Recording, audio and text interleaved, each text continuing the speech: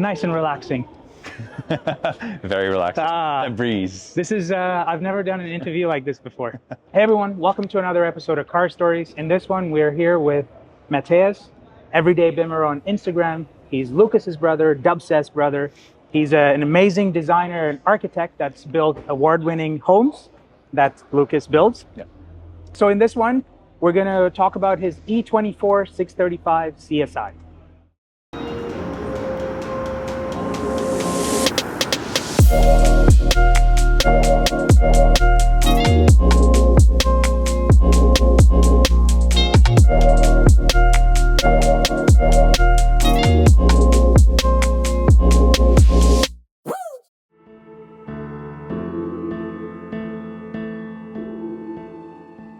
So we're not in Ottawa anymore. We're on location here in Toronto at this event called the Vulture. The Vulture. Vulture? The Vulture. And it's classic BMWs, classic Porsches, classic VWs. Thought it was fitting to do his video in this setting. So Mateusz, let's talk about your E24 635 CSI. What made you want to get into classic BMWs?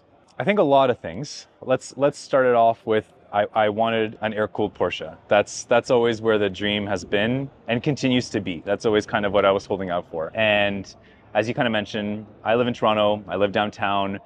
We don't actually drive a lot, right? We've got a daily driving car that my wife and I both use, and we haul my little daughter Colette around. But we're not big drivers, but I have a deep appreciation for cars. So our lifestyle is more cycling around the city and walking and things like that, and then driving when we need to out of the city, right?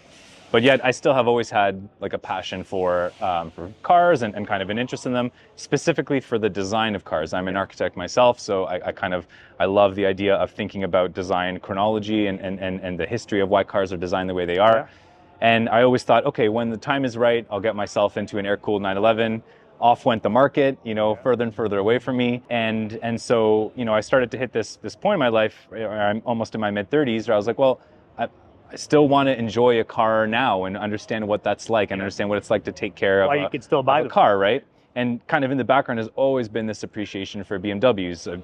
The daily driving cars I've always had have been BMWs, and I've specifically always had an affinity for old kind of, let's say, 1980s to mid-1990s BMWs. I find that the generation of those cars epitomize the best of BMW design, the best of BMW kind of functionality and development, and really believed in this ethos of less is more. And so when I started to look around and the E24 started to kind of percolate in my interest, I realized that actually would end up being a really perfect car for this time. So that's amazing that you've got your first classic BMW. Yeah. It's beautiful, it's a good example, but why the E24? Yes, so going back actually to we live in the city, right? What does it mean to have an old car in the city, and why have an old car, right? There's a reason why actually we are kind of bringing this car here to this Vulture event. It is an event that celebrates people with a deep appreciation for cars in general, but specifically in older cars and understanding why they're valuable over time. And I think that kind of rings true because when you look at an older car, it's a time capsule. It brings you back to a certain moment in time. It has a certain vibe to it that allows you to kind of understand what it's like to bring something back to life and take care of it, right?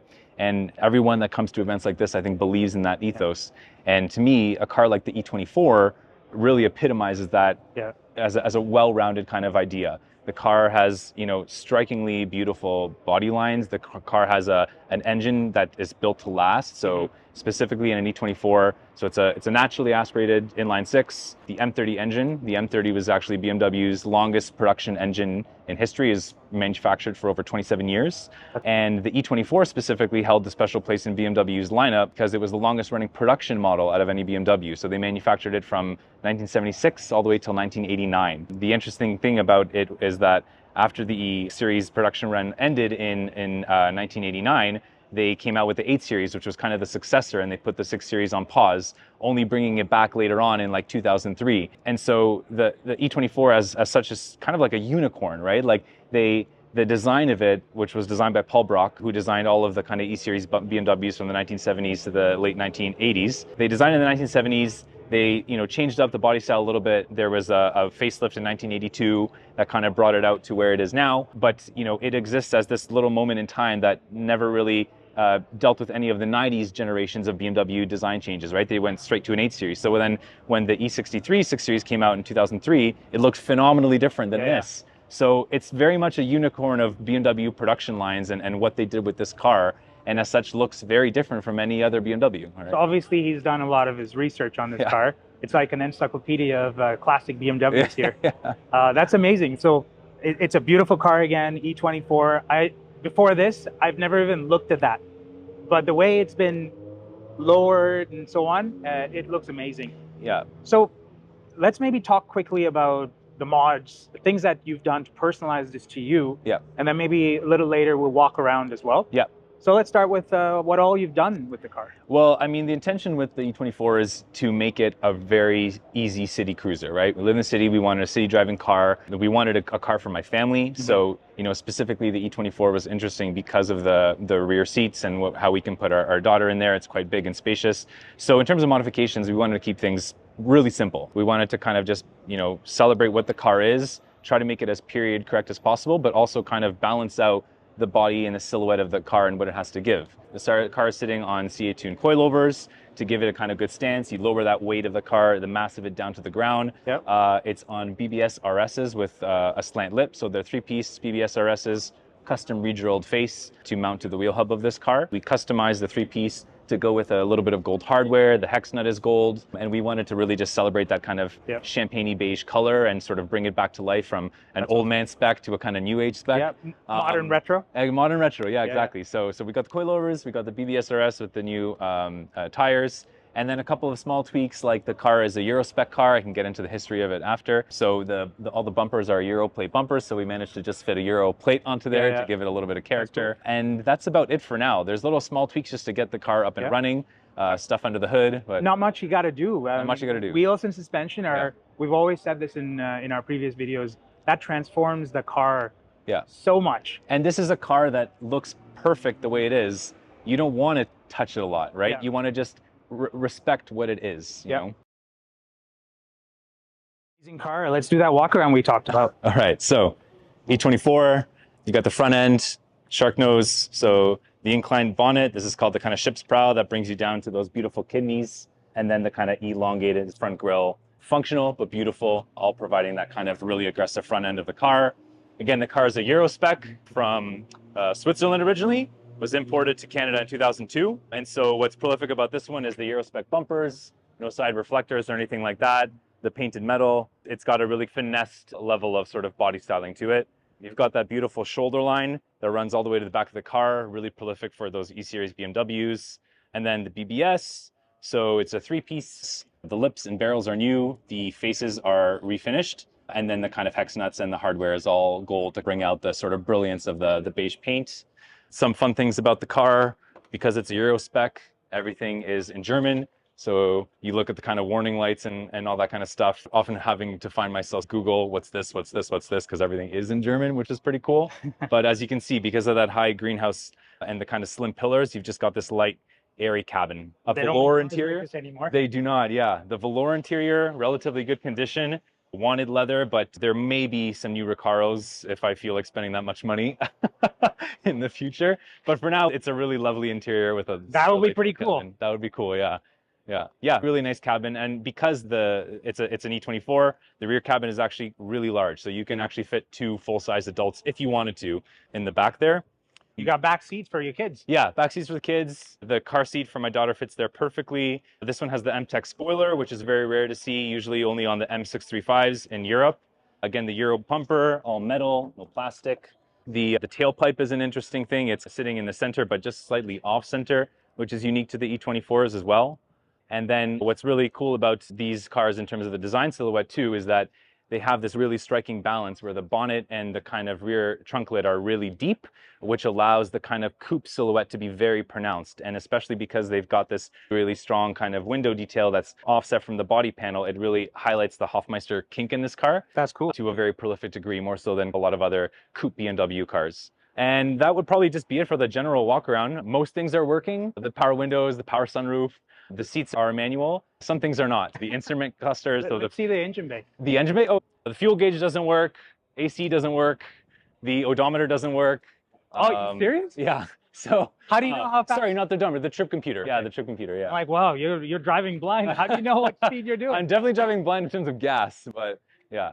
The beautiful kind of reverse bonnet was phased out after the E24 and E23. Nothing special in the engine bay other than a very well maintained original parts car in here. Some small modifications, the camber adjustments, the kill switch on the new battery, but other than that, just very basic stuff. What's more interesting here is this super robust M30 engine. Yeah, that kind of bulletproof. Yeah, that's bulletproof, right? That's amazing. The one thing we did realize is on our way here, we need to fill that up. We got no coolant. We got no coolant. That's amazing. Yeah. This is awesome. Thank you for the quick walk around. Thank you. Let's get back to the video. All right. So if I was to ask you to pick 3 things that makes this car special to you, what would those be? There's a lot of things that make the car special. I'll say first thing is that the car is technically a successor to the very famous E9. The E9 was the kind of 3.0 CSL coupe car from the 1960s, which has one of the most beautiful silhouettes of any BMW ever made, in my opinion. So technically the E24 was the successor to that. And so I think what makes it special is the little tidbits of design that it pulled from the E9. You know, they wanted to take it more from a kind of the silhouette that the E9 was and bring it into more of a kind of cruiser car or a sort of a grand touring car, if you will. But in that, they kept a lot of the kind of design cues from the E9. So specifically, if you look at the greenhouse, it's really tall. That kind of tall greenhouse gives a lot of like luminosity and light into the cabin. So it's very light filled and airy. There's zero blind spots in this car. And then they've kept the pillars very, very thin. Obviously, it's an older car, so they're not dealing with a lot of mass and weight to the body of it. But the thin pillars with that kind of really tall greenhouse, you know, the greenhouse itself is almost the same height as the door panel. That's a really special moment. It gives you a really special feeling when you're actually inside in the car cruising. There's not a whole lot of padding. Yeah. Like the new cars, right? No padding, yeah, so no padding. You could do a lot with just that smaller volume of a car. Exactly. And I remember my wife got into the first time and she's like, oh wow, it feels so big in here. It doesn't look like it's going to be this big, right? The second I think that's really special from a design perspective is that front kind of position of the shark nose. So the car is coined as a shark nose car, specifically because the bonnet kind of overlaps the headlights the way it does, which is infamous for a lot of the E-series at the time that Paul Brock designed, like the E21, the E12, E23 and E24, and specifically the way that he kind of designed it is per the hood morphing into the front kidneys called the sort of ship's prow. So there's this very prolific and strong line that comes down the hood and shapes itself into those 2 really thin kidneys, which unfortunately into the 90s, BMW started to lose that design ideology. It's aggressive, so to speak, without trying too hard, doing really a lot with a little, which is so cool. A third thing I think would be probably just the M30 engine, how robust that engine is, how utilitarian it is, and how it's built to last, how fun it is to drive. You know, when the car hits over 4,000 RPM, you know, you really start to feel it. You know, the handling is a bit sloppy, but it takes into corners really well. You've changed that with the coilovers. With the coilovers, it's transformed the ride of it. And actually to that point of the engine morphing into the kind of suspension, I think anyone that would get behind the wheel of this car and drive it would be surprised that the car is almost 40 years old. It drives impeccably smoothly, planted to the ground, you know, positioned enough to be an aggressive driving experience, but also cushy enough to be a grand cruiser. You know, it's there's something interesting about the car. When I first heard about it, I thought it was manual. Yeah. But these cars didn't come in manuals, did they? They did. They came in manual, yeah. But yours is it's an automatic. It's a 4-speed automatic. Most of the variants you'll see are usually the automatic ones, simply because the people who originally bought these cars were usually like older men. This was the luxury kind of BMW car to have. Well, in that era, automatics were the thing. They were a new age, you know? Exactly. So as such, because it was, you know, the more luxury model, it was like you can get an automatic. The car also has like power windows and power seats, power mirrors, all that kind of stuff, right? And I was looking for a manual, but when, you know, we came down and boiled down to the idea that this was a city cruiser, we're like, oh, I don't really want to be rolling through gears in Toronto traffic. An automatic actually makes a lot of sense. I typically ask this question in every single one of these videos, and I ask if this is your forever car. But given the kind of story you've said, and where you initially started with the vision of a 964, this obviously is not a forever car. At this point, I would say it's not a forever car. It's the car that's educating me about a driving experience of an older car. It's a car that makes sense, I think, for wanting to have a kind of older BMW now, and then kind of, you know, learning how to take care of it. But then I think over time, I will fall into a place where hopefully an air-cooled 911 will become a reality. Yeah. But the thing is that the more I look at the car, the more I'm enjoying it, the more I'm driving it, the more I'm enjoying it. So, you know, oftentimes you marry these cars and then you don't want to give them up. So I don't want to speak too soon. Maybe you start a collection. Yeah. And you become a classic car collector. Like I said, downtown Toronto, not a lot of room for a collection. Before we conclude this video, I wanted to touch on your Instagram page. What is the purpose behind that? Is it you sharing your love for this car with the rest of the world type thing? Or it's historically always been my way to share my interest for cars and things that I see about cars that I find compelling. A celebration of cars, both old and new, mostly other people's before I got this car. Yeah. And as I've gotten it, I want it to be a celebration of understanding what it's like living with an E24. Yeah. Not necessarily always those glorified car shots, but you know, what does it take to kind of enjoy this car? What are the sort of everyday trials and tribulations of it? What are the moments in time? This car to me is a memory maker. I bought it to make memories with my family. And I want to kind of document that on the Instagram page as best as I can. Is there anything else coming for this car, or are you done? Getting the engine check, getting all my German warning lights in check. Not a lot of aesthetic modifications, but more providing proper and respectful maintenance of the car. Would you do like a restoration of some sort? The good thing is that because the car is pretty low kilometered, came from Europe low kilometered, it's in very good shape. The paint is in good shape. I did a paint correction and a ceramic coating on the car to revive the paint and the metallic, but right now it's in such, you know, phenomenal shape that it doesn't really merit the restoration at this point in time. That's awesome. Yeah. That's always a hard thing to get. Yeah. Getting a nice classic car that's mint, where you don't have to do a whole lot of work other than regular maintenance, is hard. So it's a keeper in my view. That's why this is the one that's sitting here now. Yeah. That's amazing. You do have something else in the garage right now. Yes.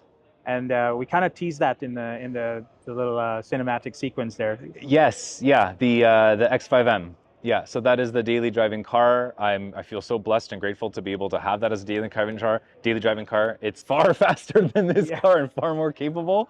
It's quite a lot for a daily driving car. It's the perfect all-rounder. If you want a car that can hit the track, but also, you know, hit the beach with your family, it's definitely the car to have. Wow. Yeah. X5M on track. Eh? Yeah. It can do it. It can do it. Yeah, it's amazing.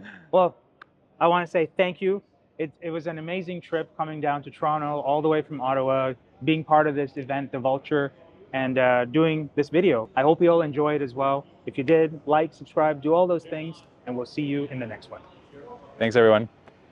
Yeah.